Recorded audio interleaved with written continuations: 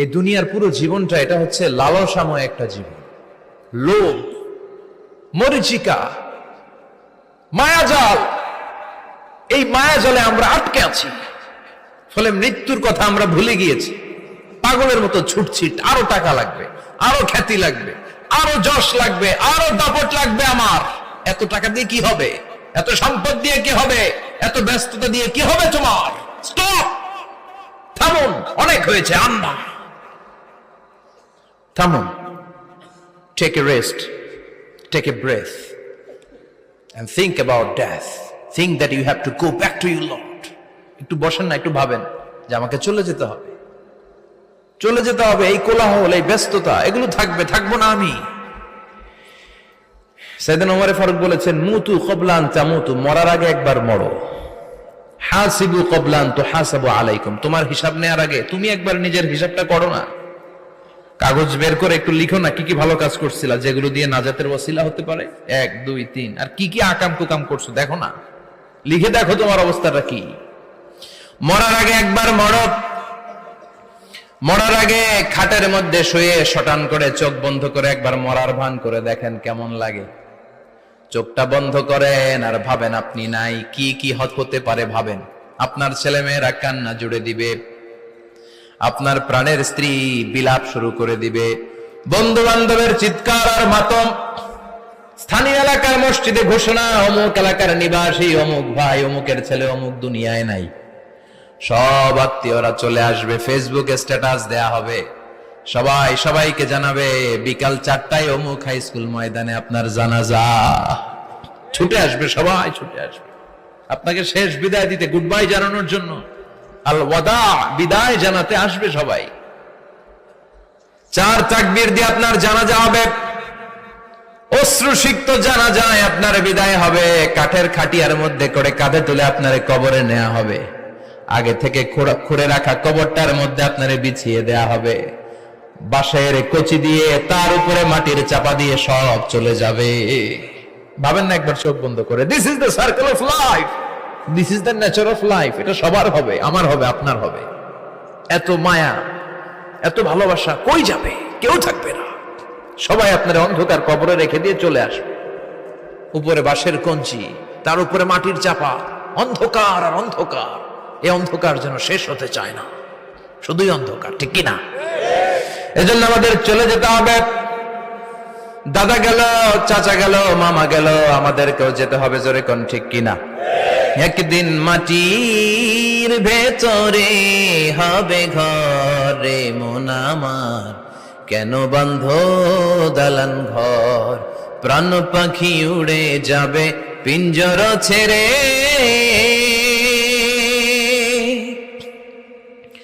ধরা ধামে সবই রবে, তুমি যাবে চলে।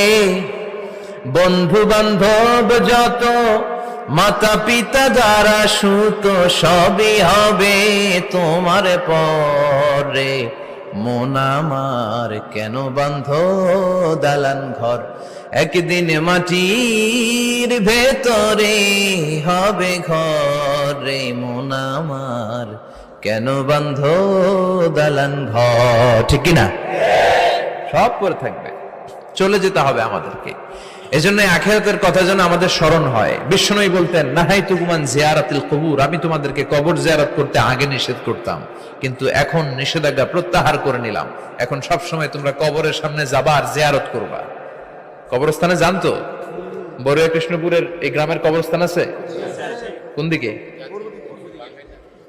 পূর্ব দিকে আছে, গোখরার জলের ওদিকে। যান আপনারা, একটু যাবেন, একটু গেলে আখিরাতের কথাটা স্মরণ হবে।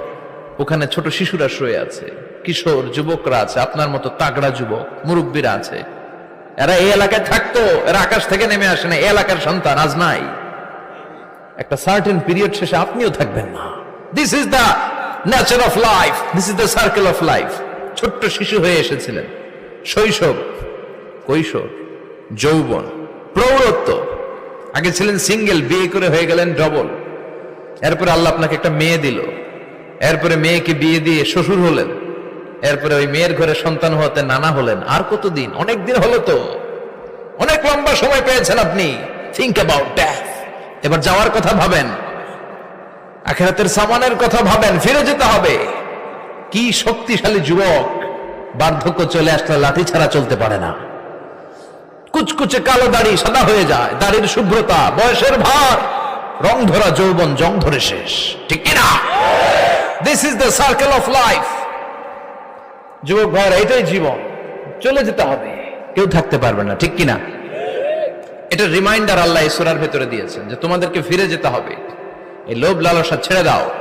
রব্বুল আলামিন বলেন, আলহাকুমুত তাকাসুর হাত্তা যুরতুমুল মাকাবির। ও গোলাম, দুনিয়ার সম্পদ, লোভ লালসা তোদেরকে পাগল বানিয়ে দিয়েছে। এই লোভ পাগলামি কোনোদিন তোদের থামবে না যতদিন না তোরা কবরে ঢুকবি, ঠিক কিনা? কার কথা? আল্লাহ বললেন, দুনিয়ার সম্পদ আর লোভ আর মোহে তোমরা গাফেল হয়ে গিয়েছো। আখিরাতের কথা বেমালুম তোমরা ভুলে গিয়েছো, কিন্তু আখিরাতে তোমাদের যেতেই হবে, কবরের বাড়িতে তোমাদের ঢুকতেই হবে, ঠিক কিনা? যেতেই হবে, আমরা ভুলে যাই।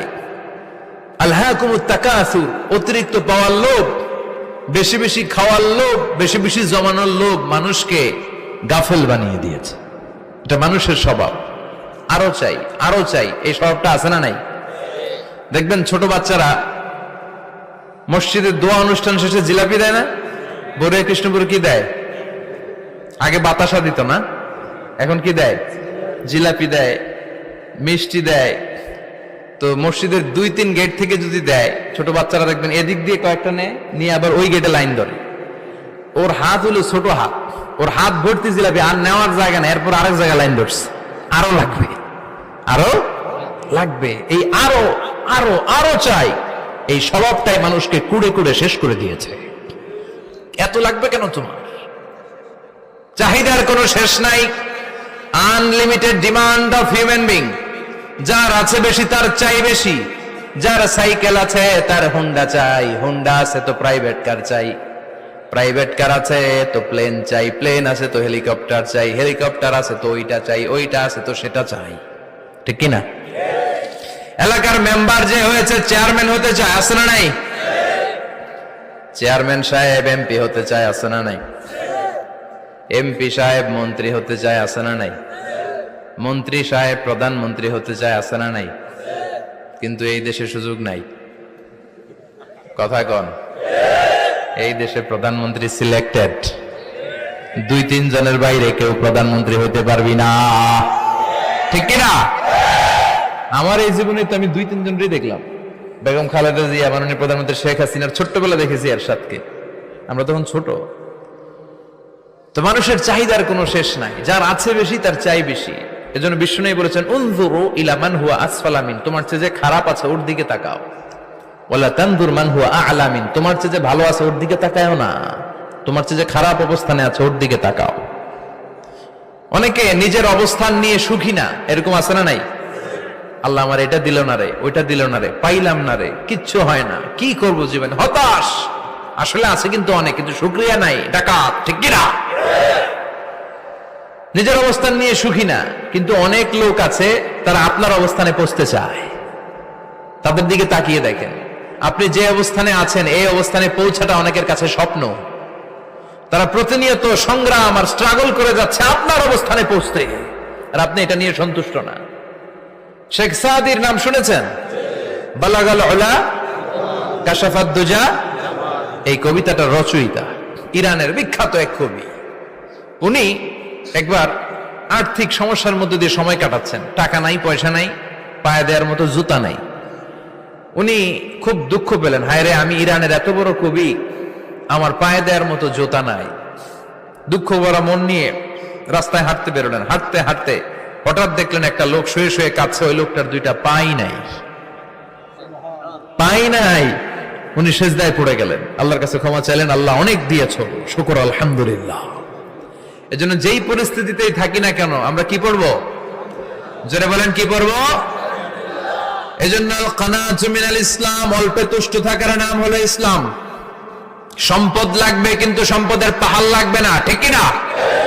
অল্প খান, অল্প পড়েন, অল্প জামান, অল্পের ভেতরে বরকত ঢুকাইয়া দিছে কে? দেখবেন যাদের সম্পদ অল্প তারা সুখী বেশি।